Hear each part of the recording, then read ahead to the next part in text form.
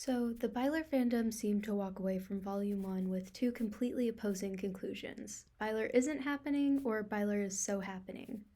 Obvious, yes, but true.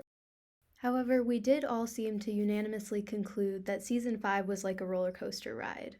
The earlier episodes were pretty subtle in terms of Byler proof, mainly because we didn't get to see much of Mike's feelings, which is obviously a necessary part of their relationship.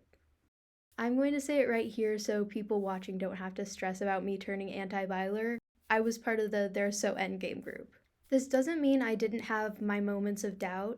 I had a particularly tumultuous roller coaster ride with episode 4, which is the episode I will be focusing on the most. The interesting thing about episode 4 is that even when the hope dipped, by the time I escaped the doubt, I would walk away with more hope than before. Obviously, the ending of episode 4 skyrocketed my hope to a new level that I didn't think was possible. That is the motivation behind this video. If I briefly discuss my doubts, don't worry, I 100% believe they are endgame. So in this particular video, I'm going to be deeply analyzing many of the Volume 1 Byler scenes, exploring the cause of the roller coaster ride, and sharing some of my Volume 2 and 3 predictions. And oh my goodness, I have a lot of thoughts. I've tried to keep this video short and sweet and straight to the point though. The first scene I'm going to be going over, episode 1's forest scene, is not the most plentiful and Byler proof, mostly sticking with me because it was reintroducing the core 4 friendship, and specifically how Mike and Will fit within it. However, Tumblr user Demigirljoycebyers pointed out that despite Mike being the furthest away from Will when Will gets dizzy during his vision and collapses onto the tree, he's the first to reach Will. Basically, Mike sprinted to the tree when he saw something was happening to Will. There's also something to be said in the fact that Lucas straight up jumps over the table and does literally sprint, not a hyperbole, yet Mike still reaches Will first. This points towards the directors and other people behind the camera telling them to let Mike get to Will first. If this scene happened in real life, Lucas would have definitely gotten to Will first at the rate he was going, but they purposefully made Mike reach Will first. That's the biggest Byler proof this scene has, and that's something to think about. Demigirljoycebyers also pointed out that when Mike is checking up on Will at the tree, Lucas side-eyes Mike.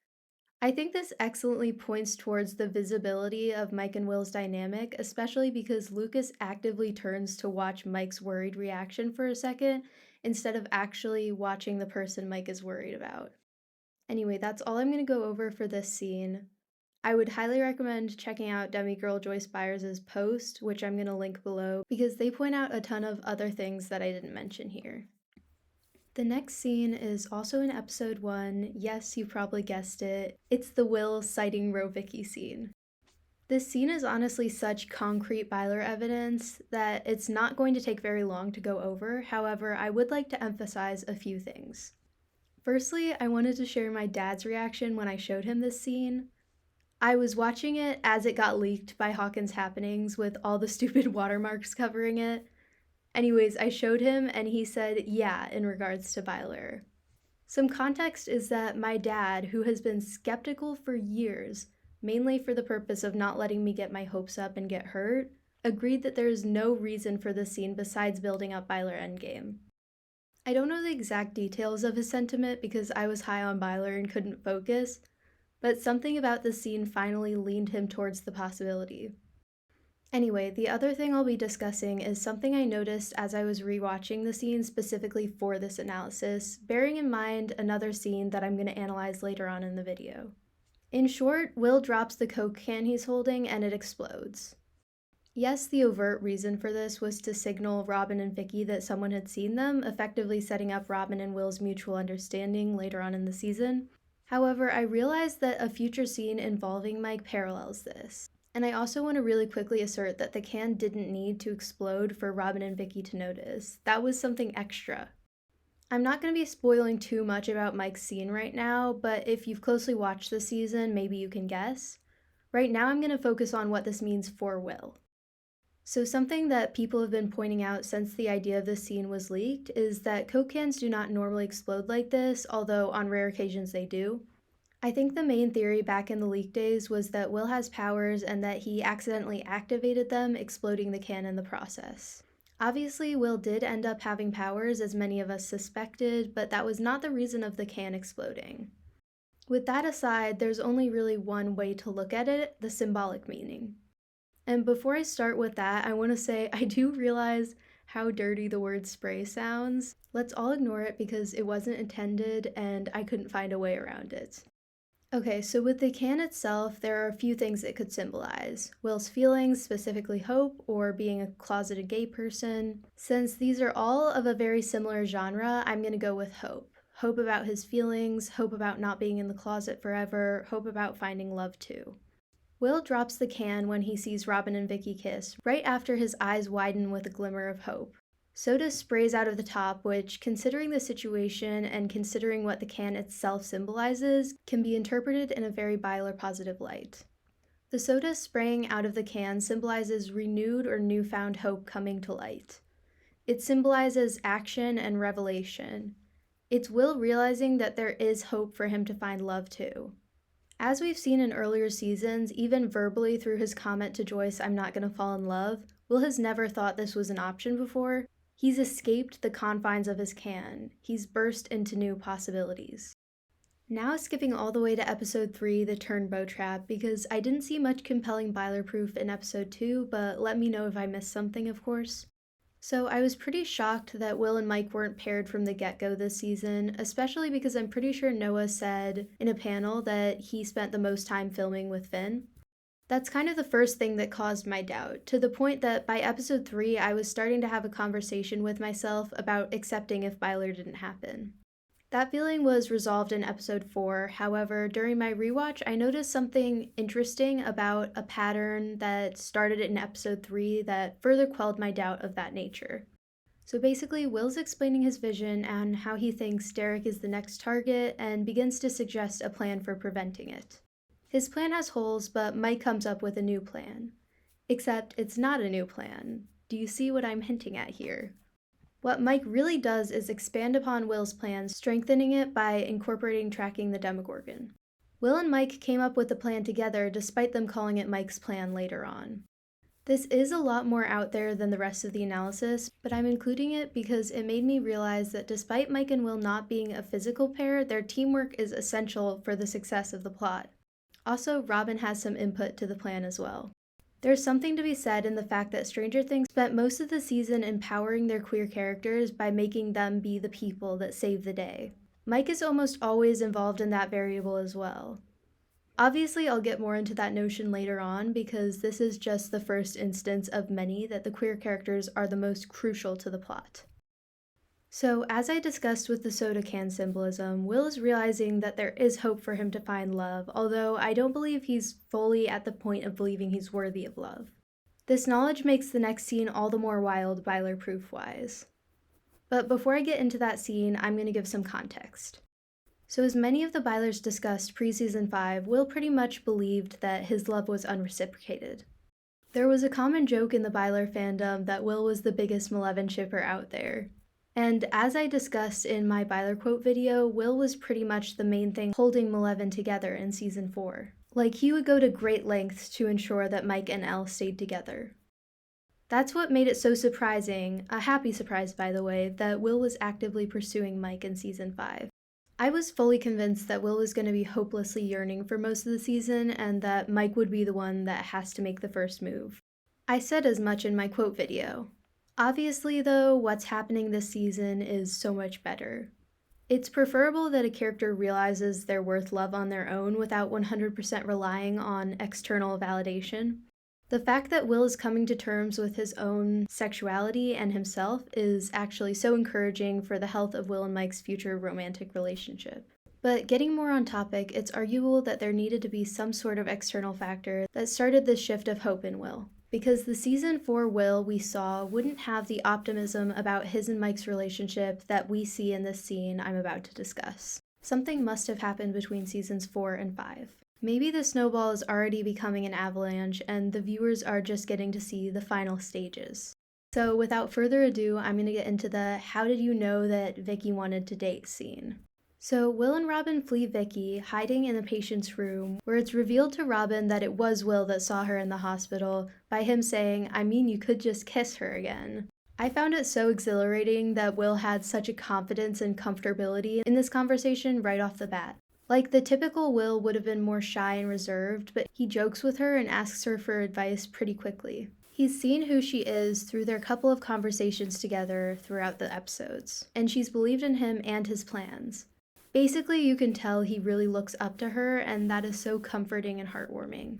When Jonathan tried to make Will feel more comfortable in his sexuality in season 4, Will remained closed off, but with Robin, he's so much more willing to open up. He really needed someone who could truly understand, and he found that in Robin. So he proceeds to ask Robin, how did you know that Vicky wanted to date? So again, back to the soda can symbolism. Not only is Will realizing that it's possible for him to find love, but he also has a newfound bravery.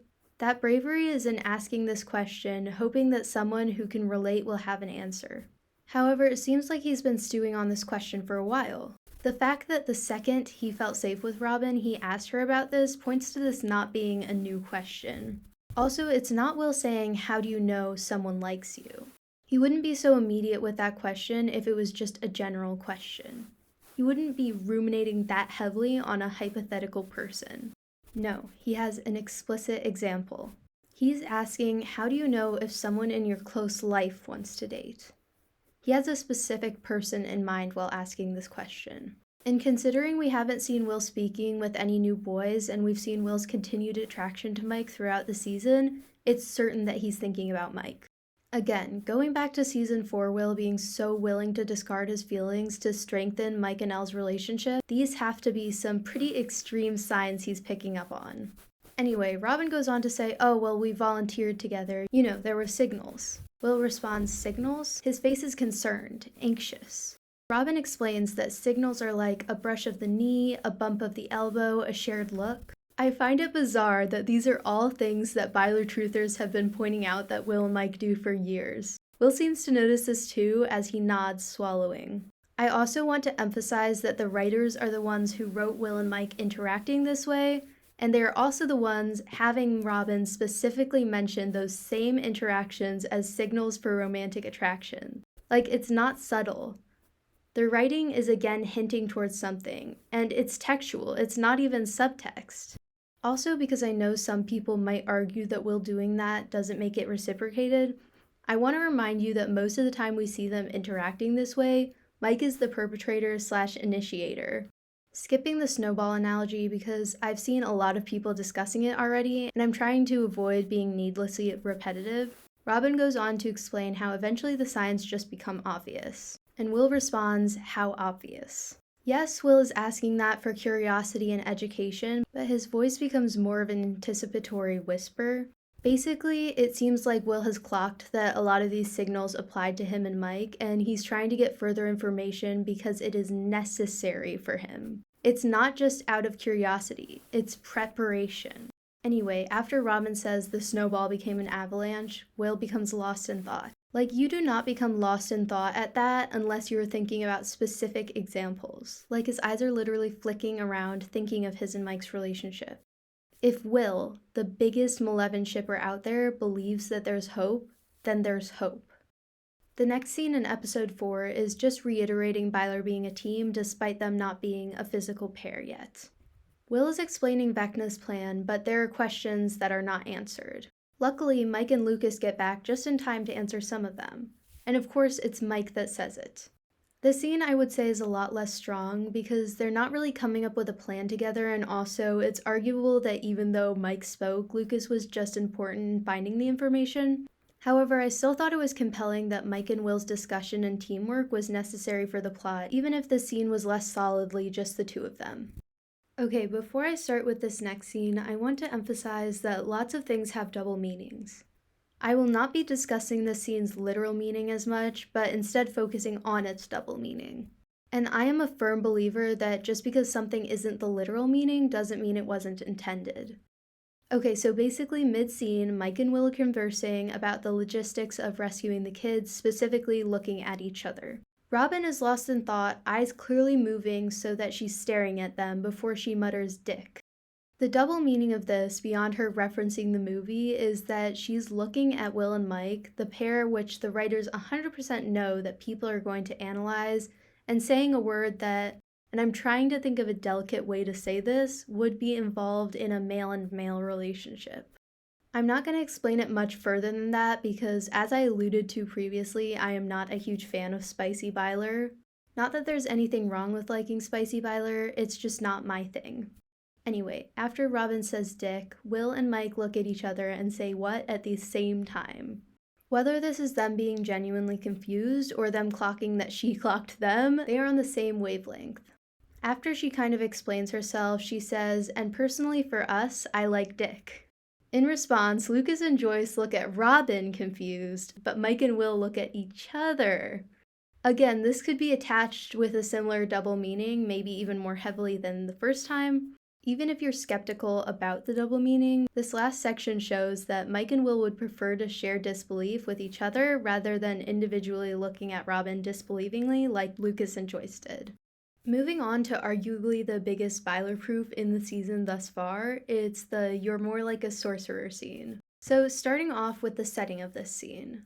They're in a big grassy field, the sun shining, and it's another instance of the production team putting a lot of thought and effort into the aesthetics of Byler scenes, and specifically Byler heart-to-heart scenes. The lighting is warm, the setting is beautiful, it's very intimate and romantic. Like, I would not be shocked if one of them pulled out a blanket and a picnic basket. You know, that kind of vibe.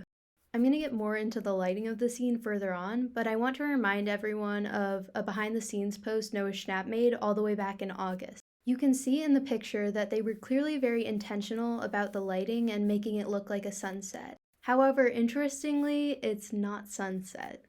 About 10 minutes of screen time later, certainly longer in showtime, when we see the shovel breaking through the dirt, you can see sunlight peeking through the vent, meaning the sun is still shining bright as day. This makes the lighting all the more significant because they emulated sunset colors even though it wasn't sunset, or at the very least was in too early for those colors stages of sunset. So moving on to the actual dialogue, as Will and Mike walk down the hill, Will is talking about how he was afraid for his mom as he was seeing through the Demogorgon's eyes. Mike immediately responds, "You wanted to protect her."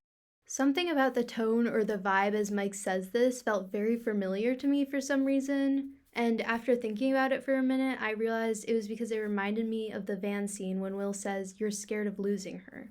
I don't know if this was actually an intended parallel, it probably wasn't, but I thought it was a nice little comparison because in season 4, Will's anticipating how Mike is feeling and comforting him. Then in this scene, Mike is anticipating how Will is feeling and comforting him. When people say Mike doesn't reciprocate Will's dynamic/effort in their relationship, I think of countless instances like this one. Instances that just make that comment not true. Just because Will is more overt in his gestures at times does not mean that Mike doesn't feel the same. Anyways, they reach the tunnel entry, stopping in front of it to keep talking, where Mike asks Will if he was sure that he wasn't the one who protected his mom. Mike very earnestly suggests that Will has some control too. The flirting hasn't quite begun at this point, but it always sticks out to me how determined and diligent Mike is. Then I think more deeply about why Mike is so determined. Yes, it's valuable to the group that Will is aware of his own strength, but I'm not sure if that's why Mike is so diligent. I think it's more Mike seeing how much it scares Will and hurts Will. He's so determined to convince Will of his own strength because he knows Will needs that to give him the courage to fight on. It has Super Spy scene vibes because Mike is making Will feel powerful in a situation where he doesn't have much control. He's helping Will find the strength in his curse. It very much reminds me of Patty and Henry from the first Shadow, for those of you who haven't seen it. Which I don't think them being so similar to Byler was an accident. I mean, come on. You don't write about making an ending gay on accident. You don't just not realize the double meaning. Then Will says, "Except I'm not Vecna," and Mike's flirting territory begins. Because Mike's response, "You sorta are," diverges from his previous earnestness. Just watching the scene without paying attention, I probably would have said that Will was the first one to start flirting with his "you're saying I'm evil and hellbent on destroying the world," but really it was Mike. Basically, Mike was initiating it by teasing Will, and Will responded exactly the way Mike wanted him to, starting up a playful banter. Because Will definitely isn't actually offended, though there's still a hint of insecurity in his response. He's responded in a way that leaves room for the dynamic to continue. And Mike takes the opportunity saying, "Totally. No." Before Mike continues the rest of his statement, the camera pans over to Will's reaction, where he smiles and chuckles affectionately. Then the camera pans back over to Mike, who becomes flustered as he says, "I'm just saying that, you're the wizard like him." This is where the intentional color change comes in. So before the camera pans over to Will, the sky is still the bluish, yellowish, slightly red color. Then when it pans back over to Mike, just after Mike sees Will laughing at his joke and gets flustered, the red color in the sky becomes much more overt. I actually made a post about Mike's reaction to Will laughing at the joke, and multiple people commented, "The sky is blushing," which I love too much not to include. So Will continues very flirtingly responding, "In D&D, Mike, not real life." After Mike responds true flirtingly, he kind of transitions back into prioritizing making his point and convincing Will of his own strength. This is when he says, "In real life, you're more like a sorcerer because your powers don't come from a book of spells, they're innate." This again parallels the van scene because they have another similarity in that Will deems Mike the heart in the van scene and Mike deems Will a sorcerer in this scene. Both these heartwarming names give the other the courage to fight on later on in the season. So I want to remind everyone that the title of this episode is The Sorcerer. Mike's encouraging words that were part of the reason Will found his strength are used in the episode title. The Byler scene is used in the episode title. Now let's compare that to the Malevolent scene used in the title, Season 4, Episode 3, The Monster and the Superhero. Malevolent's fight was used as the title. Mike's words that only intensified Elle's identity crisis and confliction about her own worth and morality were used in the title. Sorry that this was a little tangent, but it's just something to think about. As Mike says, as far as theories go, I've had crazier, and with 11 in the upside down, we really need some magic up here. The camera pans over to Robin, who pauses mid-climbing down the ladder to watch the interaction. This is where things in my analysis get a little controversial. I didn't anticipate that this would become such a passionate and heated topic after Season 5, but basically, some people think Robin believes Mike doesn't reciprocate Will's feelings, while some say Robin was never implying that. The people who think Robin was never implying that get so heated that they basically imply it negatively impacts the LGBTQ community by saying that Robin was implying that. Whereas I think a lot of people who think Robin doesn't know about Mike's feelings are more open to either possibility. So before I get into the analysis, I want to say despite me being in the group that believes Robin doesn't know about Mike's feelings, I am not closed off to the idea that she does know. It doesn't even change too much about how I see the season either way. The only thing it impacts are my volumes 2 and 3 predictions, and I predict Byler endgame either way, so please don't attack me. Honestly, it kind of hurts my feelings how often I see posts saying that you clearly have no media literacy or analysis skills if you believe that Robin thinks Will's feelings are unreciprocated. I hope as I move forward you can see that I do have plenty competent analysis skills and that I've put a lot of thought into this. So I'm going to get much more into this in the next section, but they very intentionally waited for Robin to start watching them until after Mike was done flirting. It was also just in time for Robin to watch Will shove Mike flirtingly, only for Mike to only respond very subtly. To a brief watcher, a bystander who only got half the context, the shove sure as hell would have looked unreciprocated. Even though, as a viewer who can rewatch the moment, slow it down even, I can see Mike smile and look Will up and down and very much not seem upset about it. This brief watcher also gets to see the aftermath, watching as Will's expression drops and he looks contemplative and uncomfortable. Will, who also only got a small perspective of the event because he can't look back at Mike's expression, not to mention that he was probably so nervous that his vision was clouded. What I'm getting at is that Robin's perception of the event was skewed, and for the next scene, the viewers are meant to be seeing the interaction through her perspective, the person who doesn't have the whole context, and not through a third-person unbiased perspective. So keep that in mind moving on to the next scene. This scene starts with Robin noticing Will walking very dejectedly. That's something important to note because that is the reason she felt inclined to start this whole conversation in the first place. She didn't just suddenly decide that Will needed to hear about her story. She saw that Will was letting his perceived rejection, and I emphasize perceived because Will's an unreliable narrator and his perception was incorrect, affect him in the same way that she was overtaken by the pain of rejection with Tammy. Those are the motives of this conversation. She isn't saying, "Will, you need to get over Mike, he doesn't feel that way about you." She's saying, Will, I understand the pain of yearning, and I want you to remember that another person's love is not going to fix you. You need to find that power in yourself. So she's not by any means telling Will to move on. That's why it frustrates me when people act like saying Robin doesn't believe Mike reciprocates takes away the meaning from this queer empowerment story. It most certainly doesn't. The fact of the matter is that Mike isn't even important in this conversation. He doesn't matter a bit. That's what Robin is saying, and that is what people forget during the debate. It doesn't matter if Mike reciprocates or not in this moment. And Will doesn't need to get over Mike.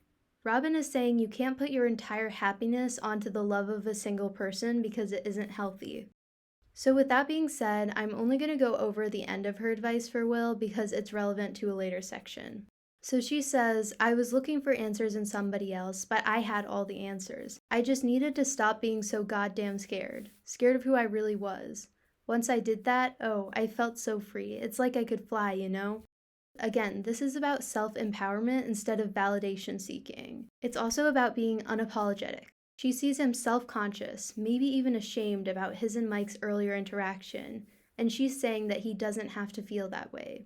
So she's not just saying get over it. She's saying trust yourself and your instincts and remember that you are lovable even if things don't go the way you wanted. I just wanted to make it super clear that her speech is not about moving on, it's about inner strength. So you know how with the Coke can exploding symbolism, I said that there would be a later scene that paralleled it? Yeah, that's this scene. I actually noticed the symbolism with this scene first because it's much more glaring than Will's was. This is kind of going back to my sentiment in my first Byler analysis video that they made Will's feelings more overt, but they put much more time and effort into the subtext and symbolism with Mike's feelings. So without further ado, here's Mike breaking the pipe in his heart. And I had to include that name because that's how I have it written in my script tab and it always makes me giggle. I'm starting the analysis at the point in the scene where Mike makes a dick joke. It's not that notable, but it does seem like growth that he's saying that. Like, obviously, I can't 100% be certain, but it does feel like Season 4 Mike would have been too paranoid about people reading into the joke to say it, but now he's just very casually joking. Also, that joke on top of the ripe symbolism that follows after it is just a little too poignant to be a coincidence. After this, Lucas and Mike work together to break through the dirt above them and into the area below the barracks. Mike is ultimately the one who punctures the dirt and creates an opening, and there's a shot of the shovel breaking through without showing any of the people. That shot made it feel even more like it was specifically Mike breaking something open, maybe something beyond just the area below the barracks. Then Mike and Lucas proceed to return to working as a team to create a bigger opening, but again, they specifically show Mike's shovel to be the one that hits the pipe. The pipe starts groaning, and Mike says, oh shit. Again, considering that this pipe symbolizes similar things to Will's Coke can, this means the feelings are getting too extreme to be ignored. The feelings are groaning and making themselves heard because of the inciting incident that Mike caused. The feelings are about to be broken open. They're about to explode. Mike is saying oh shit because he knows that there's no stopping them now. Fast forwarding all the way to the kids being mid-escape and Mike feeling a drop of water fall on him. Surprise, surprise, yet again, Mike is the one shown to discover that the pipes are causing the toilet and the sinks to leak. And when I say leak, that's an understatement. The toilet is spraying water in a very similar fashion to Will's Coke can, which is what made me first notice the parallel.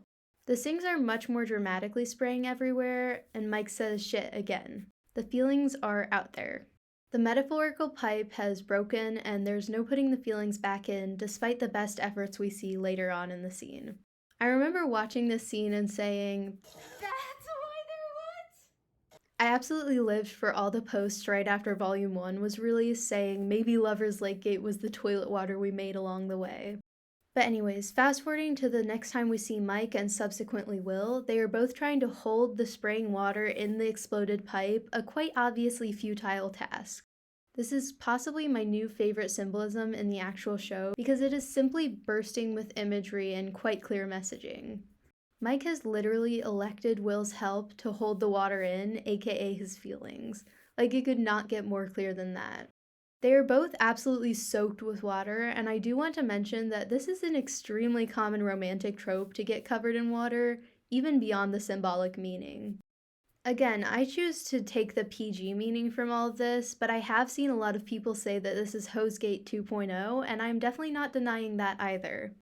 He also tells Will to wrap the broken pipe with his jacket, which, again, Mike is asking Will to take off his jacket to help hold Mike's feelings in. I honestly don't even know if I need to say more to that.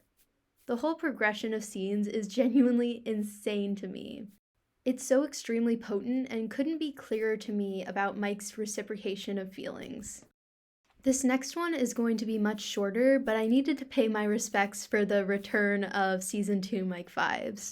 So basically, they're being led away or detained by the military for breaking into the barracks right before the Max Z scene starts. Will falls to the ground, and after Joyce rushes over to him, Mike notices and literally starts throwing himself against the soldier and screaming Will's name, desperately trying to get to him.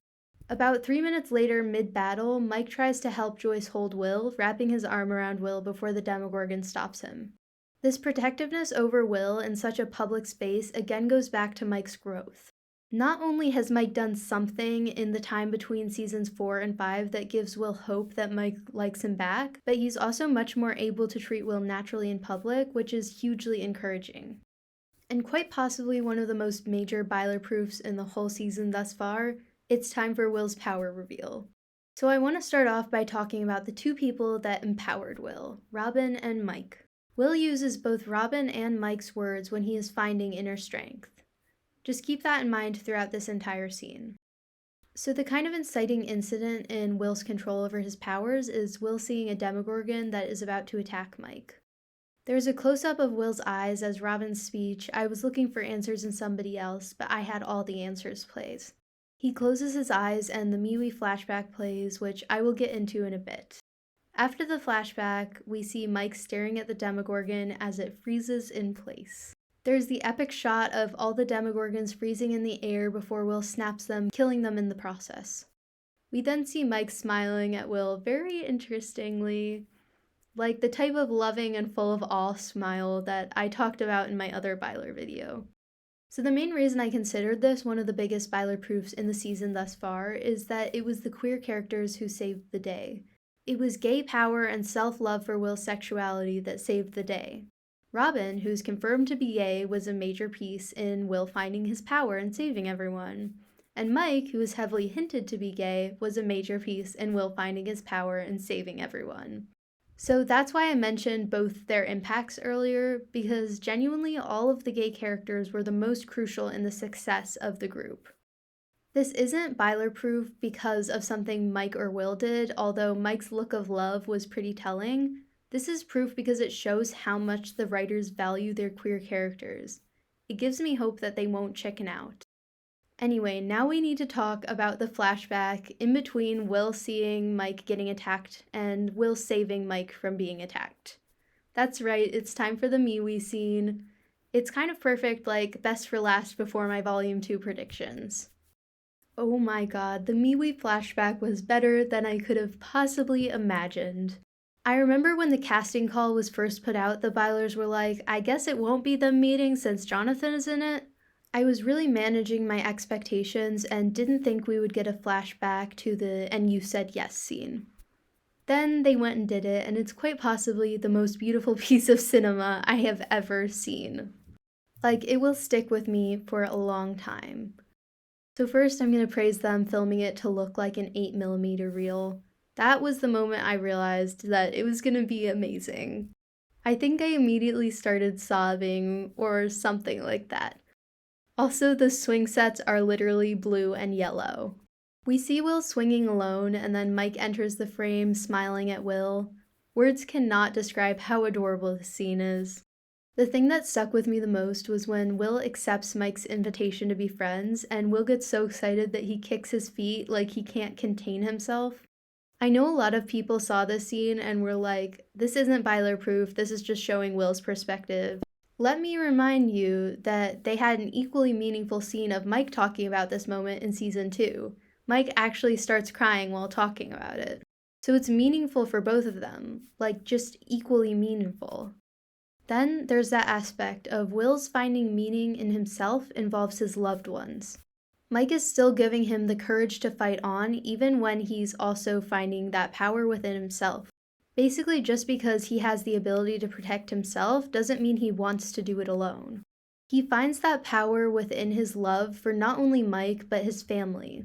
I've seen anti-Bylers say that now that Will has powers, his relationship with Mike will have the same issues as Mike's relationship with Elle. This flashback is proof of how untrue that is. Will has said that he'll always need Mike, and that is 100% true. He needed Mike to believe in his abilities. He needed to see Mike in danger to find his power. He needed his memory of Mike to find self-love. It could not be less true that Will having powers means his and Mike's relationship is doomed. But anyways, that's all I'm going to go over for the flashback. Lastly, I'm going to be going over my major prediction of how Byler will happen. Okay, so I'm going to be reading word for word from one of my posts on Tumblr because I was really struggling to reformat it. So here we go. Firstly, I was thinking about the increasing possibility of a rain fight parallel where the roles are reversed. This seemed plausible because self-love doesn't happen immediately.